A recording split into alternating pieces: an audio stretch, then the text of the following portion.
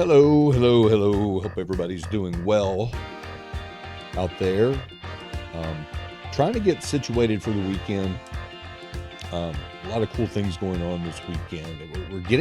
We're getting to the part of the calendar where we can feel spring, or at least those of us who haven't been blanketed with snow over the last week. We can feel spring.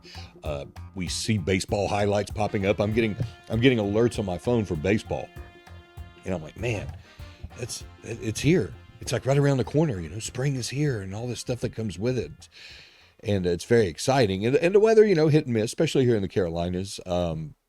Warm most of the week. Give it a minute, it could change quickly, but nothing like what our neighbors have gotten up north. But I'm excited. I mean, this is one of my favorite times of year. Fall is my favorite time of year because college football, just nothing better. This is a good time because we do have college basketball. We're getting to the postseason. Baseball is underway. College baseball, major leagues will be underway very soon. Golf is up and running full blast. The Masters is just around the corner. NFL Combine's going on. We're going to have the NFL Draft soon. It's really a lot of cool stuff going on. Weather's changing. Things are blooming. It beats the doldrums of winter. We'll just leave it at that. No doldrums in the world of sports. Like a professional segue. Got a lot happening. And this weekend, particularly big in the world of college basketball for two particular conferences. We're going to pull that up right now, and that's my lead for this episode. Just monster weekend for the ACC and the SEC. There's a lot at stake because, again, there's only a handful of regular season games left in general. 2, 3 for each team, and that's it. Maybe 3. I mean, We're getting to the point where they're starting to lock in the seedings for the respective conference tournaments. And that brings us to this first game, number 11, Virginia, number 1, Duke. The winner will be in the driver's seat for number 1 seed in the ACC tournament. There's a lot of value in that, certainly. And here comes Virginia, year 1 under Ryan Odom. Have been playing lights out, won 9 in a row. But here's what's really interesting, though. The script has deviated from what we've come to see, what we've come to accept over the past few years, more than a decade under Tony Bennett, in that this Virginia team, while it's still pretty staunch defensively, they can score the basketball. 82.3 points a game. And they're doing it in a very diverse way. They're able to do it inside, because they have a really, really strong front court, but they're able to do it mid-range, and they're utilizing the three-pointer as a weapon. It's really cool, and they don't have one guy who could be the guy and step up. That's to their detriment, but they're getting offensive production from everybody to the point now that they're positioned to possibly get the number 1 seed in the ACC, or at least in the mix for it. It's pretty darn impressive, but it all goes back to the defense. It always does for Virginia. It did under Tony Bennett, and it still is under Ryan Odom, particularly because they got 2 7-footers who are just beasts in the paint. Will Wade, the coach at NC State, and we'll get to how that went with Virginia and playing NC State the other night. We'll get to that in just a moment, but he said they play volleyball around the rim. I think that's a pretty good way to sum things up. They've got those 7-footers. Johan Grunlow and Ugana Onienso. Want to make sure I pronounce those correctly. Just shot blocking machines. They beat NC State the other night, 90-61, and this will back up and support everything I just said. Virginia shot a ridiculous 70% in the second half. Also scored 58 points in the second half. That's over a 20-minute span. That's incredible. Here's what's also incredible: blocked 12 shots. 12 in one game. It's I can't wrap my mind around it. I think Grunlow might have had 8. It reminds me of Walker Kessler when he was at Auburn a couple of years ago. So this is a good Virginia team. This is a Virginia team that can give anybody a headache. This is a Virginia team that's capable of doing a lot come the postseason, because what's that truism? Defense travels. Well, it is a truism. It's spot on. It does travel. When you've got guys like that who can protect the rim, you have a good advantage. But, and this is a big but, Duke is Duke. Carlos Boozer is Carlos Boozer, and Cameron Indoor Stadium is still a pretty formidable place to play for any opponent. Looking at it right now, John Shire, he's been the coach at Duke. I think it's his fourth season now. I might want to fact check me on that. 60-3 at home. Unbelievable. They've now won 31 straight games at Cameron Indoor Stadium under John Shire. So it's going to be a challenge. It's going to be a challenge. Duke's still the heavy favorite, even though Virginia has been playing so well, because Duke is Duke. And it's really, I mean, I want to know this. I want to dive deeper into this. How do they do it? We have no idea. Duke is a private school. They've got this code, this sense of omerta around the basketball program and it's been like that for decades, where we don't really know what's going on. The offices are upstairs and it's hard to get to and yada, yada, yada. But how are they keeping this thing running? We have no idea how much they spend. We have no idea where they stand with regards to NIL and things such as that, presumably at the top or close to the top with the other blue bloods. I'm using the air quotes. It just keeps moving. Here we are again with Duke. Here we are again with Duke. Here we are again with Duke. There's never really been a lull. Never really been a lull. The closest I can think of, and I'm probably forgetting one, would have been, I think it was the 1995 season when Coach K was out with his back. And everybody thought that would be the end of Duke's run, which was pretty darn impressive up to that point. But indeed, it ended up not even being close. He coached another, 25 years after that. Virginia, Duke. Here's the other one in the ACC that's got my attention. Louisville at Clemson. And for kind of different reasons. Not the number one seed's not in play for either of these teams, though top four seeding is. Clemson in a three-way tie right now for that number 4 spot with NC State and North Carolina, and we'll talk about them in a moment. Louisville, one game behind all that. And they've also lost 2 of their last 3. So Clemson's lost 4 straight. And they're at North Carolina on Tuesday to compound matters. So they need to get this while the getting is good. They have Georgia Tech at Little John Coliseum to close out the regular season on Saturday. So they got to get this while the getting is good, because North Carolina's been looking pretty good even without Caleb Wilson. 3-1 since Caleb Wilson broke his hand against Miami on February 10th. The word right now is that he is going to be back, and this is what I was told by somebody close to the program, and now it's out there in the stratosphere or the web sphere, whatever you want to call it, that he's going to be back at least in time for the Duke game to wrap up the regular season finale next weekend. And he means a lot. He means a lot. And he's part of that incredible freshman class that's just been controlling college football for the entirety of this season. I don't think it's arguably, I've said this before, I think it is the best freshman class in the history of college basketball. If there's a better one, we haven't seen it since the advent of the one and done rule. We would have, I presume, had seen it during that stretch, because everybody had to come to college. Either way, if he comes back, North Carolina, is going to have a lot going for it. That's for darn sure. Henry Vasar, he's back. He's got an Achilles issue. To keeping it wrapped up, he had the flu, then he had his Achilles issue. He's back. If you get him and Wilson running again, North Carolina will be pretty formidable. Make no mistake about that. Also a big weekend in the Southeastern Conference. Arkansas and Florida. Arkansas a chance to make up some ground there in the SEC standings before the end of the regular season. Alabama at Tennessee, same story. By the way, Charles Bediako has, I think, finally given up on trying to be a college student again. The former Alabama player who went on to be a former G League player who's now another former Alabama player again. He had a judge deny his emergency order to let him play while they were trying to determine if he... anyway, he spent a lot of time in court, and he's supposed to be spending time in class. That was supposed to be allegedly the reason for this entire debacle of him coming from the G League back to college to help him with his education and all that rigmarole. Well, it's hard to do when you're in court constantly. I'm just going to say that. And I think he was playing for a Canadian national team the other day. I want to say I saw something to that effect. That didn't make a whole lot of sense.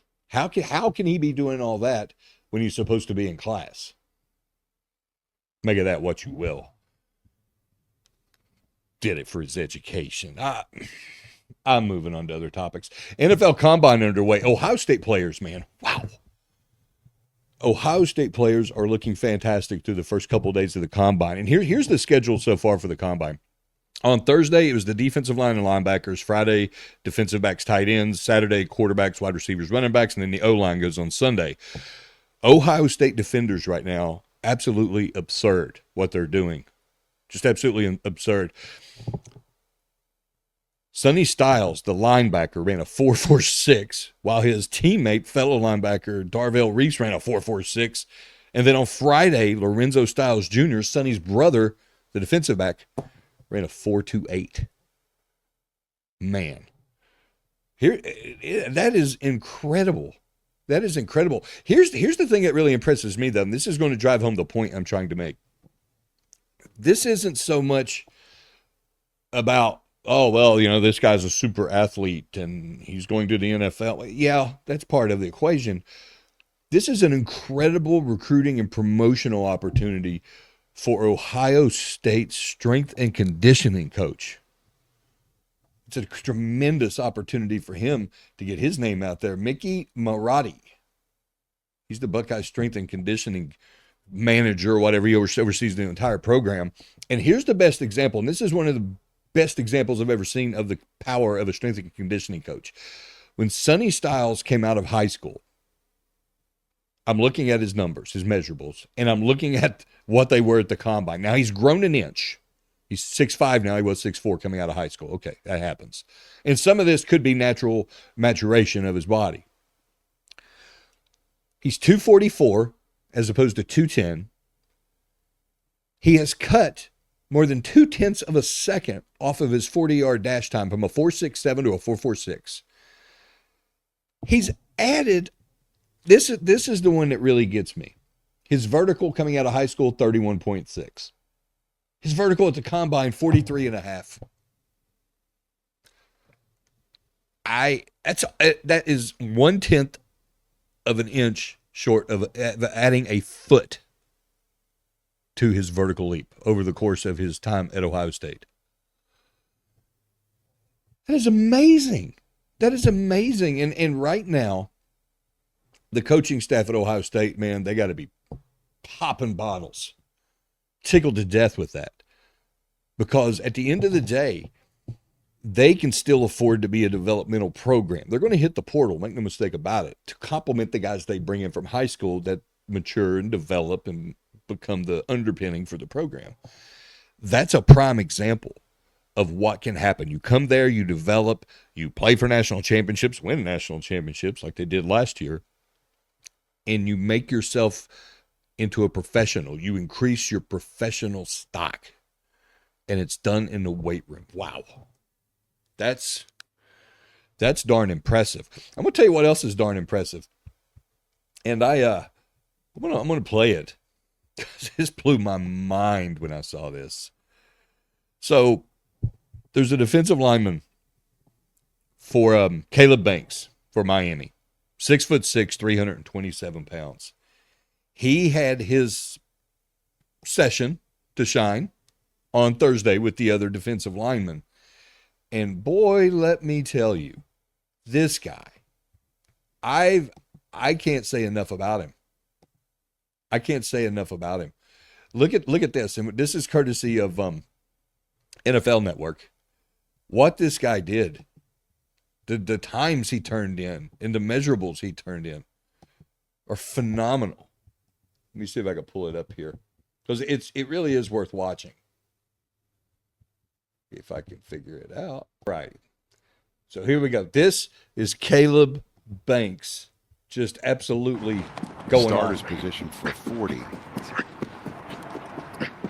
He's 5'05". Yeah, it's not bad at all at that size.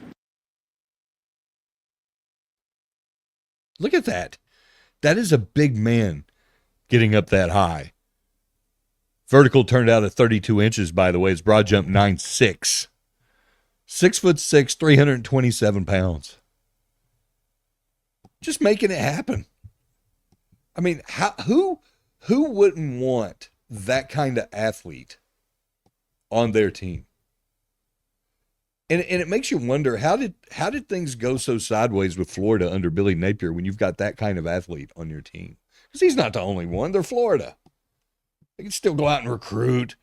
They can still go out and develop. Why didn't things go better for Billy Napier? Was he in over his head? Was that it? Maybe it's that simple. Maybe it really is that simple that Billy Napier was in over his head. It's hard to tell. A lot of different factors involved. Last tidbit, short show tonight, brief episode. No spring game for South Carolina. They're going to have a Darius Rucker concert instead on April 11th. And it's going to be part of this larger festival. Well, they'll have other things going on. Just a real community event, a fan-friendly event. But that's what they have to. It's what they have to do if you're taking away a fan-oriented experience such as the spring game. And there's pros to it. There are pros to it, but most of the pros are for the team, the coaches. Number one, they don't have to worry about their roster being poached, about their roster being tampered with, about other programs seeing who's not getting enough time and maybe sneaking in, sliding into their DMs or whatever and saying, hey, you come our way, you get to play a little more. You come our way, we'll make you got a good shot at starting. Well, and that means more NIL money. Well, if you're not putting on public display, you don't have to worry about that. Now, the con to that is, and this was really before the advent of the transfer portal, or at least the unlimited transfer portal, is that you're missing that window where you would be featured on television. The SEC network specifically has done a marvelous job of highlighting individual teams in their spring games, and that's some powerful marketing collateral. It truly is. But the risk now is having other teams scout your guys and come get what they want. Go shopping. They don't have to worry about that now in South Carolina. Obviously, protection against injuries. That's not going to be an issue because, they're not going to be playing this game. And it's also not going to impact practice time. They'll be able to stay in a steadier rhythm now going forward than having to stop and try to get ready for this game. But here's a big one, and this is one we don't really think about a lot. It's going to avoid the tendency to build something up that really can't live up to the hype. We come out of spring practice and we come out of spring games so often with these tall tales of these Paul Bunyan-like people who have accomplished these amazing feats, and it's going to carry over, and Old State U is going to have a tremendous season because this is a generational player. This is the best such and such in the history of such and such. And a lot of times they can't live up to it. They can't. And this will avoid that. Whoever is going to be the next great quarterback, whoever's going to be the next great receiver, and then they fall flat on their back, but they were hyped up because that he did in the spring game. Well, it's not the same. It's not the same. It's not apples to apples. So that's something that'll be avoided. But again, it does take away from the fans. Fans want to come and watch football. It's a touch point for the boosters, for the season ticket holders, and for the people that really pay the bills and keep the lights on. It's a touch point for them with the season still months away. And also ability to come and see, hey, he's gained some weight. Johnny Joe, man, he's been in the weight room. Man, he looks good. Oh, wow, Billy Bob looks so fast. Or wow, look how healed up Greg is. You don't have that opportunity now because you're not playing a spring game. So the fan engagement part of it, and also the PR and the branding and so forth, that's lost in this. But I guarantee you, ask any coach in America, is it a bad thing not to have a spring game? And some will tell you, oh yeah, but the truth is, the honest ones will say, yeah, we're pretty darn happy about it.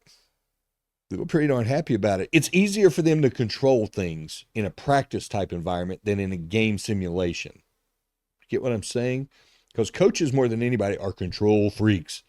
That's why you don't see so many scrimmages with other schools and stuff. You can't control it. You can't 100% control it. And that's even a truism with regards to an inter-squad scrimmage. You can't 100% control it. The competitive nature of everybody is always on the razor's edge.